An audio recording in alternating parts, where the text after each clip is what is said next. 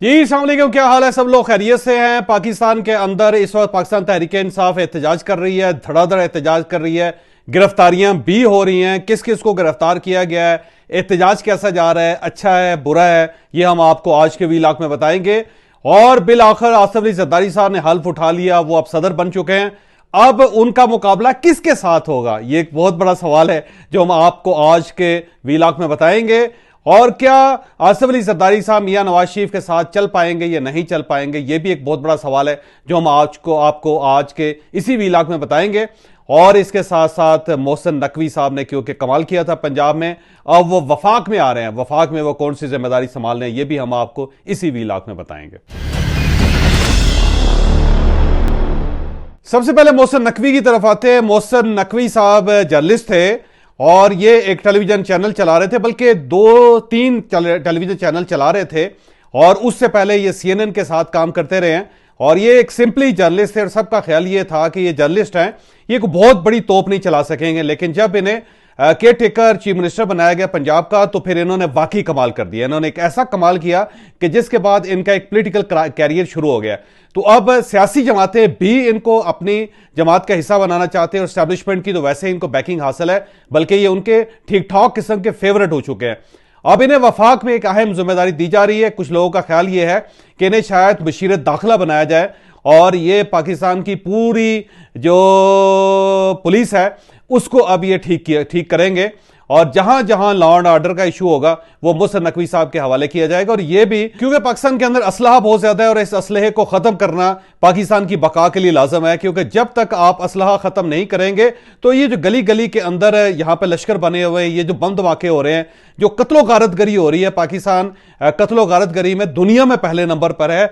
जो सजा याफ्ता है कातल पाकिस्तान के अंदर, अगर उनकी तादाद देखी जाए तो पूरी दुनिया में सबसे ज्यादा है। इस वक्त भी तकरीबन 50,000 के करीब ऐसे कैदी हैं जो जेलों के अंदर बंद है और उन सब के ऊपर कत्ल के इल्जामात हैं।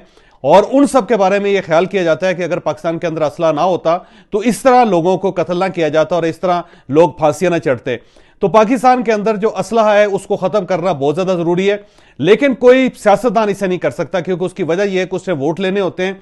और जब वो वोट लेने के लिए हल्के में जाते हैं तो लोग ये कहते हैं जी आपके पास तो हम बंदूक का लाइसेंस लेने के लिए गए थे, राइफल का लाइसेंस लेने के लिए गए थे, या फिर हमने आपसे क्लाशनकोफ का लाइसेंस मांगा था और आपने इनकार कर दिया था।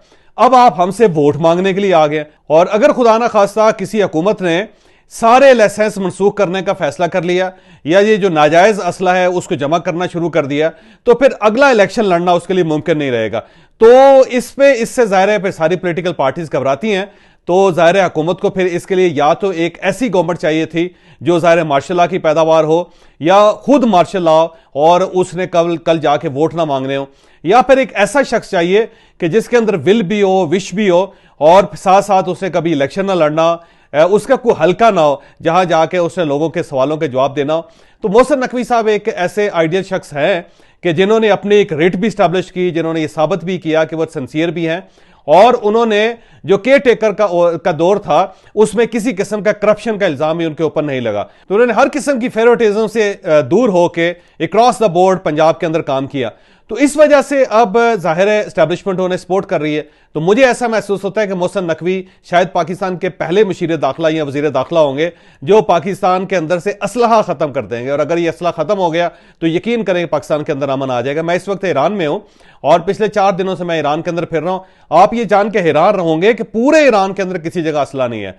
ना कोई बंदा असला खरीद सकता है, ना वो असला नुमाइश कर सकता है, ना वो असला इस्तेमाल कर सकता है। अगर किसी के पास से असला निकला है तो उसे उम्र कैद हो जाती है, और अगर उसने असला इस्तेमाल कर लिया तो फिर उसे फांसी चढ़ा दिया जाता है। यही वजह है कि ईरान के अंदर मुकम्मल तौर पर पीस है। ईरान के अंदर बाहर से बहुत ज्यादा कोशिश की गई है कि अंदर बदअमनी फैलाई जा सके, लेकिन ईरान में बदअमनी नहीं फैली। और उसकी वजह यही है कि असला ही नहीं है। जब असला नहीं होगा तो जाहिर है किसी किस्म का तसादम नहीं होगा, तसादम नहीं होगा तो बदअमनी नहीं होगी। तो मेरा ख्याल यह है कि मोहसिन नकवी साहब अगर मशीर दाखिला बनते हैं तो वो पाकिस्तान के कामयाब तरीन मशीर दाखिला बल्कि वजीर दाखिला होंगे।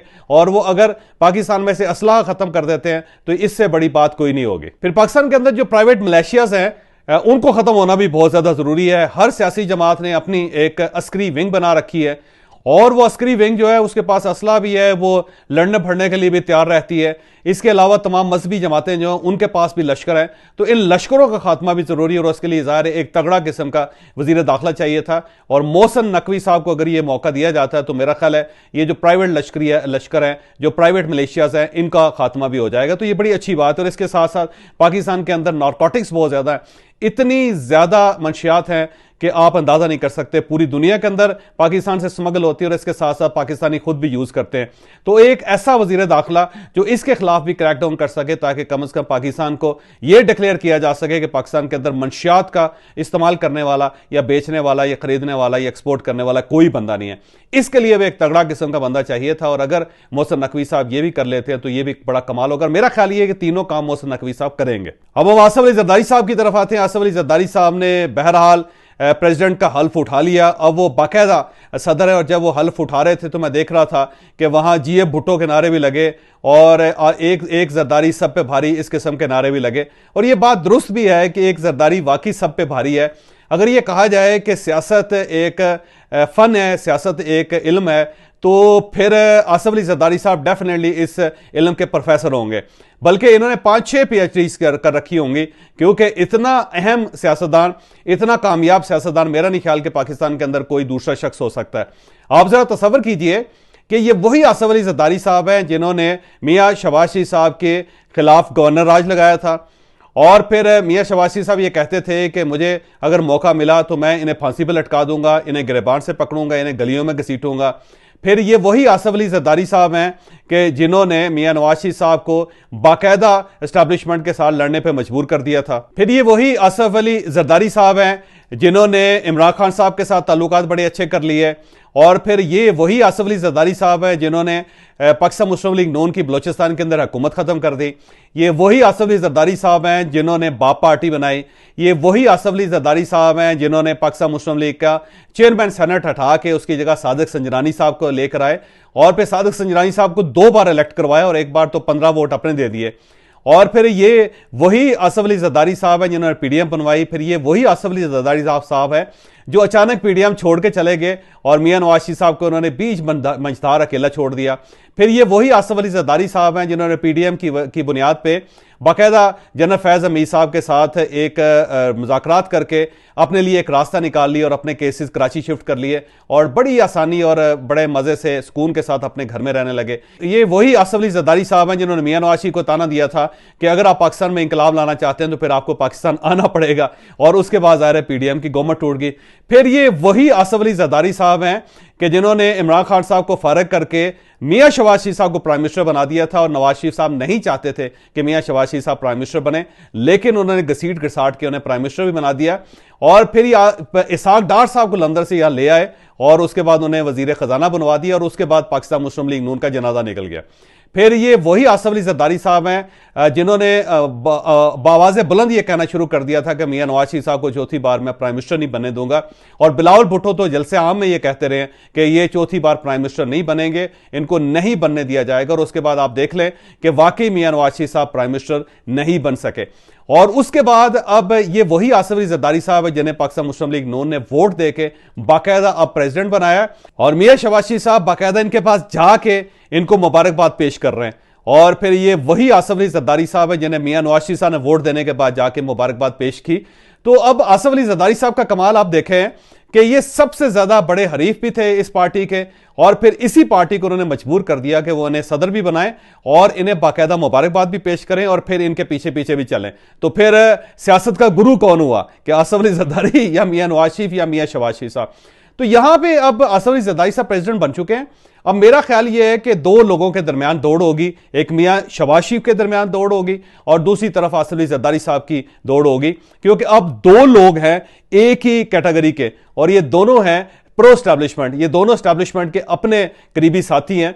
अब मेरा ख्याल है आने वाले दिनों में इन दोनों के दरमियान एक मुकाबला होगा कि कौन एस्टैब्लिशमेंट के ज्यादा करीब जाता है। अगर तो मियां शहबाज शरीफ साहब करीब चले गए और साथ साथ उन्होंने कोशिश की कि मरियम नवाज साहिबा किसी न किसी तरीके से पंजाब के अंदर परफॉर्म कर ले, तो फिर पाकिस्तान मुस्लिम लीग नून का रिवाइवल हो जाएगा, फिर मियां नवाज शरीफ साहब की वापसी हो जाएगी। लेकिन इस दौरान अगर आसिफ अली जरदारी साहब का जादू चल गया और उन्होंने बिलावल भुट्टो साहब के लिए रास्ता हमवार कर दिया। तो फिर आप ज़हन में रखें कि ये जो गवर्नमेंट होगी, ये पाकिस्तान मुस्लिम लीग नून की आखिरी गवर्नमेंट होगी। मियां शहबाज शरीफ साहब बुरी तरह पिट जाएंगे। मियां नवाज शरीफ साहब की क्रेडिबिलिटी आसिफ अली जरदारी साहब जीरो कर चुके हैं। और उसके साथ साथ अगर मरियम नवाज साहबा पंजाब के अंदर परफॉर्म नहीं कर पाती, या उन्हें अपने वालद की तरफ से या चचा की तरफ से कोई बहुत ज़बरदस्त किस्म की सपोर्ट नहीं मिलती और वो वहाँ पे फेल हो जाती है, तो फिर पाकिस्तान पीपल्स पार्टी का बड़ा ज़बरदस्त किस्म का रिवाइवल होगा। फिर पाकिस्तान के अंदर दो ही पार्टीज होंगी, पाकिस्तान पीपल्स पार्टी होगी और पीटीआई होगी। और फिर यही आसिफ अली जरदारी साहब देखिएगा पंजाब में उसी तरह पाकिस्तान पीपल्स पार्टी को दोबारा एस्टैब्लिश करेंगे जिस तरह भुट्टो साहब के दौर में हुई थी।